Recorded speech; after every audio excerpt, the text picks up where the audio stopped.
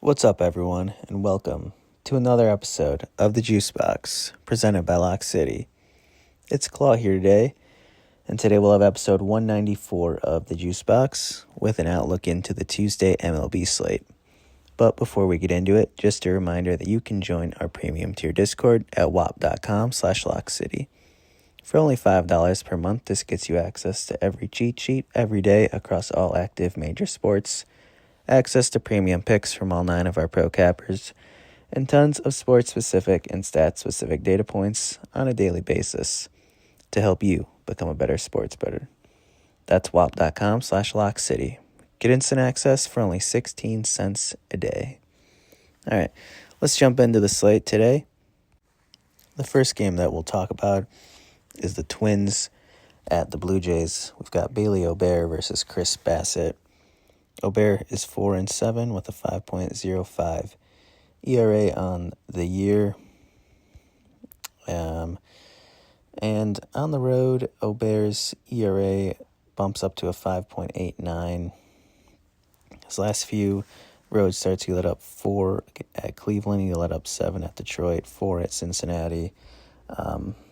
He also faced Toronto earlier this year at home. He let up 5 earned runs.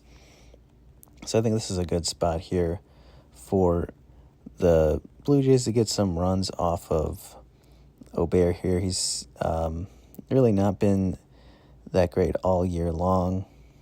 And the Blue Jays recently versus righties have been hitting really well. They got 6 off of Joe Ryan. They got a couple on Yuri Perez, 3 on Jansen Junk, 5 on Gusto, 5 on Mitch Keller, 2 on Skeens, 2 on Evaldi. They got 4 on Assad, so they've been putting up runs on literally everyone. So I think that Ober is going to be in a tough spot here today. And on the other hand, we've got Chris Bassett. He's 11-7 with a 4.18 ERA, but at home his ERA is 2.73, so he isn't really dialed in at home this year.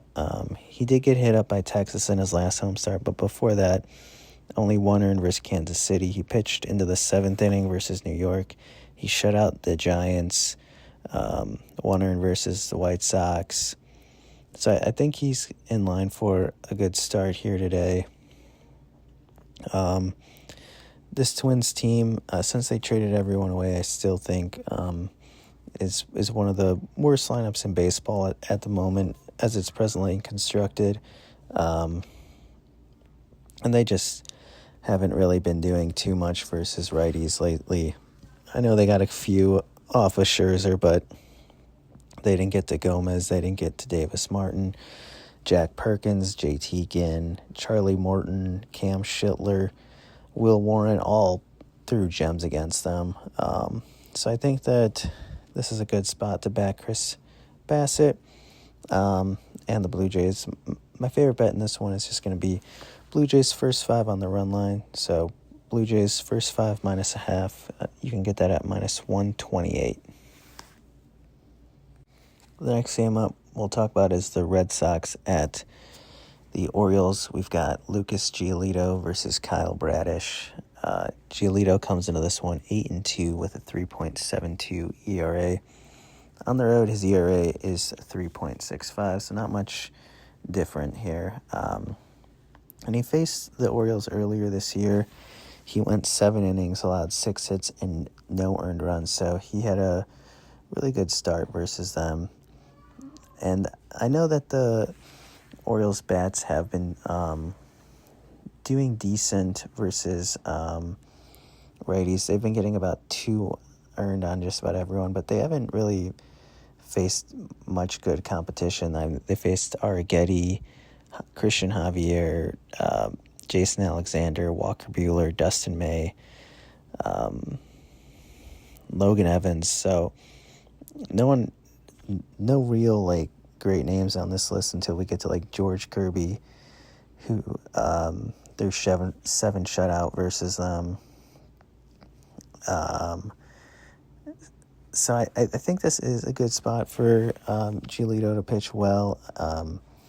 I like him to bounce back. He had a rough start versus the Yankees last time, but before that, he pitched really well, and he's got great BVP, only 20 at-bats, but he's got 8 strikeouts versus this Orioles team. They're only batting 150 and slugging 150, so I think Giolito pitches well. On the other hand, we've got Kyle Bradish making his first start of the year, coming off injury.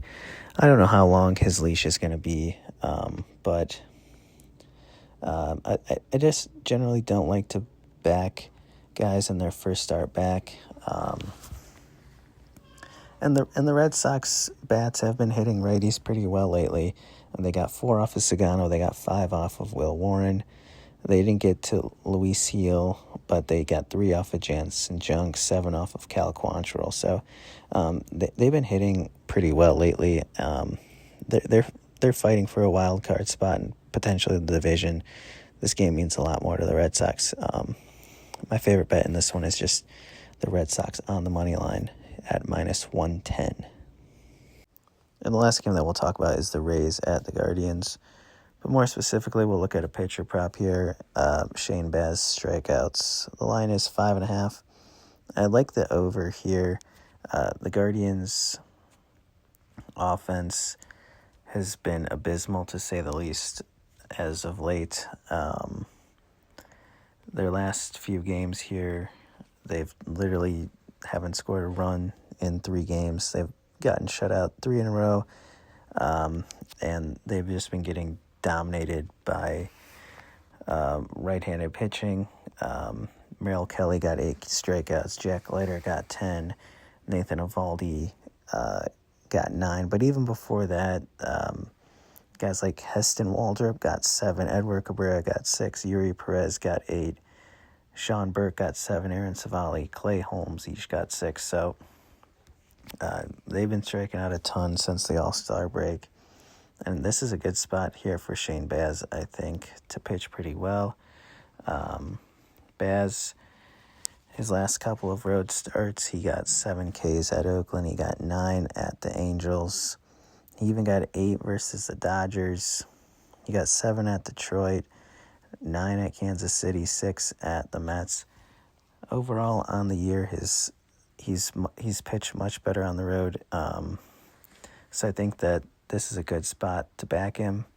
I think he goes over 5.5 here. You can get over 5.5 strikeouts right now at -104. So that brings us to the JuiceBox Lock of the day today. And for the JuiceBox Lock today, we are going to go with the Red Sox on the money line.